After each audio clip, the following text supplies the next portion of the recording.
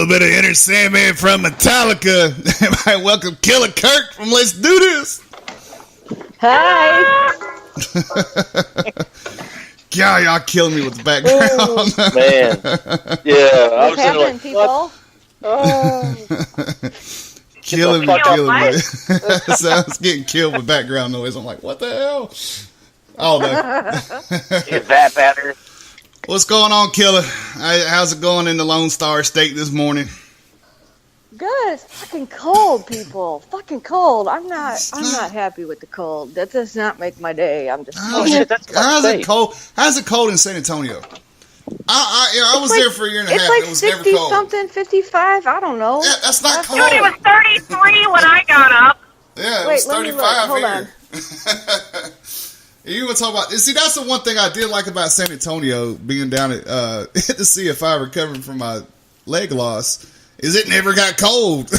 Here I am going out for morning. Well, I didn't have morning formation, but going out to the CFI to start therapy and stuff. You know, freaking 6 o'clock in the morning. It's 55. I don't think it got below 50 the whole time I was here.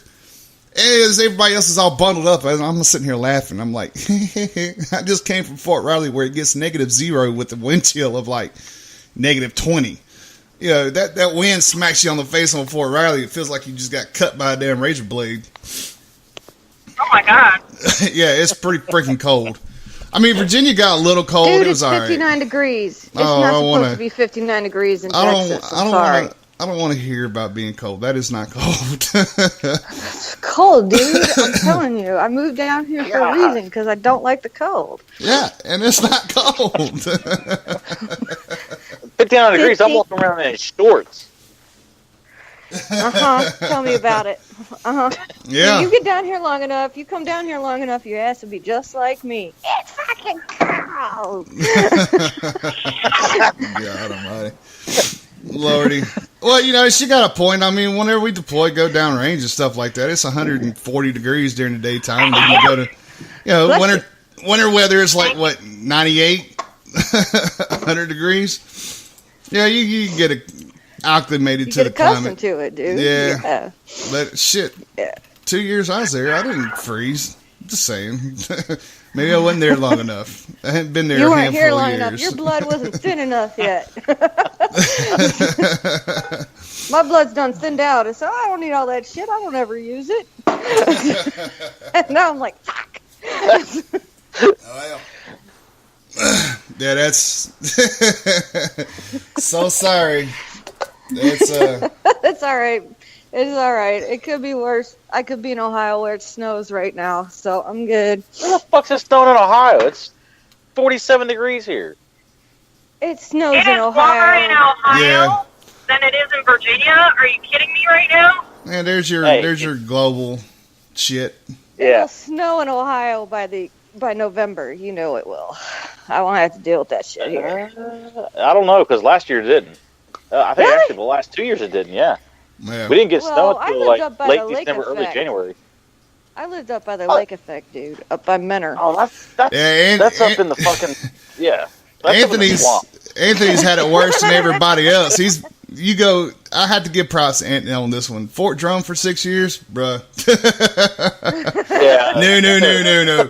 That reminds me a little bit about Germany. When I was stationed in Germany, you talking about, okay, if the Germans didn't come out to plow the roads, you didn't do PT.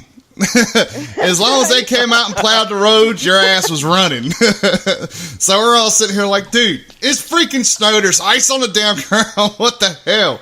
But, you know, it's the Army, man. Suck it up. Cold as shit in Korea. We were still out running on those fucking hills. I was like, really? I think my lung is frozen, dicks. I'm telling you. And then me being from Ohio, though, it was funny for me because me being from Ohio, like, I'm in Southern Ohio. Snow comes and goes. I mean, you have your bad years, you have your good years. Right. I go to Fort Campbell, and it's funnier shit. The first time I see snow in Fort Campbell, we get, like, I think maybe less than an inch. And I shit you not, they shut the entire post down. Everybody's freaking the fuck out. I'm like, what the fuck? It's a dusting. Yeah, I know, right? What the hell? Well, see, Texans can't drive in the rain, okay? So I would hate to see them drive anywhere where snow is involved. Because they can't fucking drive in the damn rain. No, that's yeah. Below 15, below zero, yeah, man. That's damn good training, man. Yeah, Germany was a different type though. It was like the snow there. You could literally take your broom and sweep it off the damn sidewalks. You could blow it off your car. Yeah. Now, once you get in your car and you start it up and you warm it up and whatnot, and the shit starts melting, then it ices over. But that's New York, Germany. Yeah, them high altitude places is no fucking fun. Yeah, doing shit for it, but it's good training. But if we were, oh shit! Wow, there she was.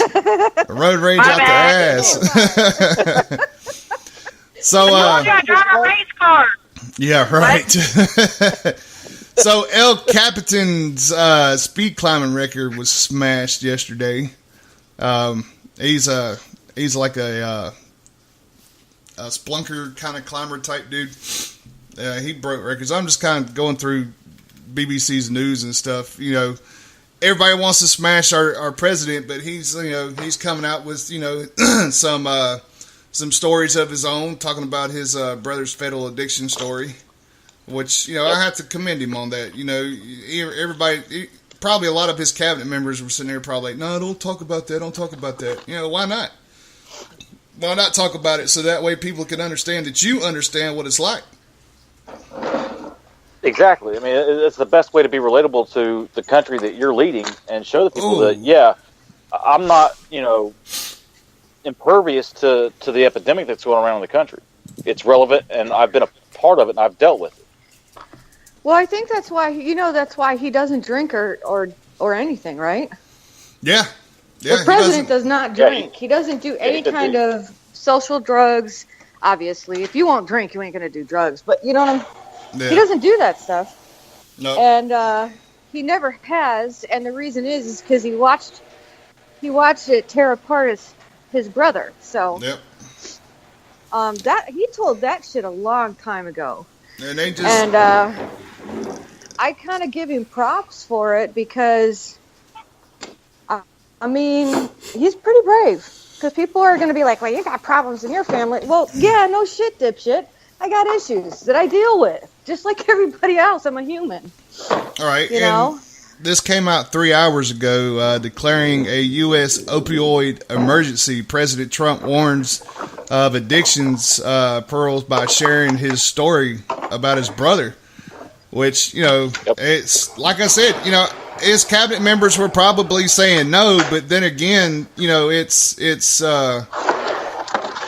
hey, can you mute your phone, please? What the hell is that? Yeah, I can't. I'm hearing a lot of background noise from your side, sis. Okay. Well, I can't move if you got. Okay, hold on. I'm going to put you on mute while you're talking. Okay. If I have something to say, I'll unmute it. All right.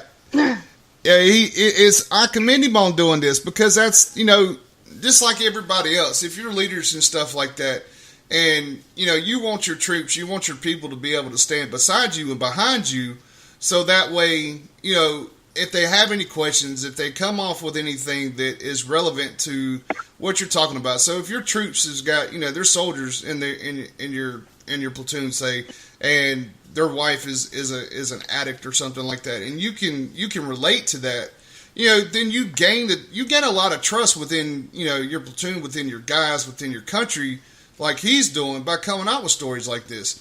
I commend him on it. Is it an embarrassing story? Yes. But you know what? You're going to get a lot more respect and a lot more people's going to feel comfortable talking with you and knowing that you're going to handle the situation the way it should be, knowing that you've had to deal with this and watch your brother be torn apart. So he knows what the addiction will do to a person. He knows how it affects your family, and I have to commend him on it. That's very, very noble of him to come out and share that story. There's there's a minute and 24-second clip from BBC we're going to play right here with him talking about it. Check this out. I had a brother, Fred. Great guy. Best looking guy. Best personality. Much better than mine. But he had a problem. He had a problem with alcohol. And he would tell me, don't drink. Don't drink. He was substantially older, and I listened to him and I respected, but he would constantly tell me, don't drink. He'd also add, don't smoke. But he would say it over and over and over again. And to this day, I've never had a drink. And I have no longing for it. I have no interest in it. To this day, I've never had a cigarette. Don't worry, those are only two of my good things. I don't want to tell you about the bad things. There's plenty of bad things, too. But he really helped me. I had somebody that guided me. And he had a very, very, very tough life because of alcohol. Believe me, very, very tough life. He was a strong guy, but it was a tough thing that he was going through. But I learned because of Fred. I learned. And see, there he goes. He talks about he learns, and Killer was exactly right. He hasn't had a drink, he hasn't smoked or anything like that. So, kudos to him, man. That's badass for him to come out and talk about his, his family related issues and stuff like that. And it's going to help out a lot of Americans to feel more comfortable and trusting him when it comes to that issue, big time. So, because there's a big epidemic out there within the opioids. I mean, pain medicine, and this goes for any medicine, period. As long as if you're taking it like you're supposed to be taking it, and you're on it for a long amount of time, your body comes accustomed to having that chemical put in your body, and then therefore your body thinks it needs it every single damn day. Doesn't matter if it's blood pressure medicine, doesn't matter if it's medicine for your PTS, it doesn't matter if it's medicine for your anxiety, depression, trying to get rid of your nightmares. It's that way. I mean, it just is. Even being a bodybuilder through my first 4 years of my career in the military, yes, I wasn't looking to impress anybody. I wasn't trying to get cut. I was trying to get fucking strong, and I did. But after a while, after stop taking all those supplements and stuff, that creatine, the protein, the test boosters, everything that I could take to get it up there, we all call that zombie dope. Yep, you're damn right, brother. You're damn right. Yeah. But even stuff simple as that, taking that stuff for fucking 4 years, even my body felt a change to it. Like everybody knows, whenever you start drinking your protein shakes and stuff like that, a lot of people end up with bubble guts. But after a while, it kind of goes away because your body's accustomed to it. Your body can only process 40 grams of protein every couple of hours. And you sit here and watch these other guys drink like double and triple that. And it's like, dude, you're not doing anything, but you're wasting like a half to 2/3 of what you're drinking. Your body's just going to expunge it. But it's like I say, man. It's an epidemic out there, and I have to hand it to him, man. I'm proud of him. I'm proud of him. So, does anybody else have? I told you my story with that stuff with my family, and I see it daily in the area that I live in because I live right on, that drug line. Stuff coming up and coming down through Ohio into all the other states and stuff, especially coming down from Michigan. And Huntington, I'm 50 minutes from Huntington. And the city of Huntington right now, it's one of the worst areas that you can go to for opiate addiction. And I think they're running 33 to 40 calls a day for overdoses. Right. Yes, and that's something else too. Is people will sit there. I was reading some stories about this a little bit ago, and there's people out there that think that just because of their size or something, like me, I'm 6'6", I'm 300 pounds. I'm a big dude. I've lost close to 70 pounds since I've been home, since I retired. I even got to the point where I can stick my hand halfway down my prosthetic. But, yeah, it's, I don't know.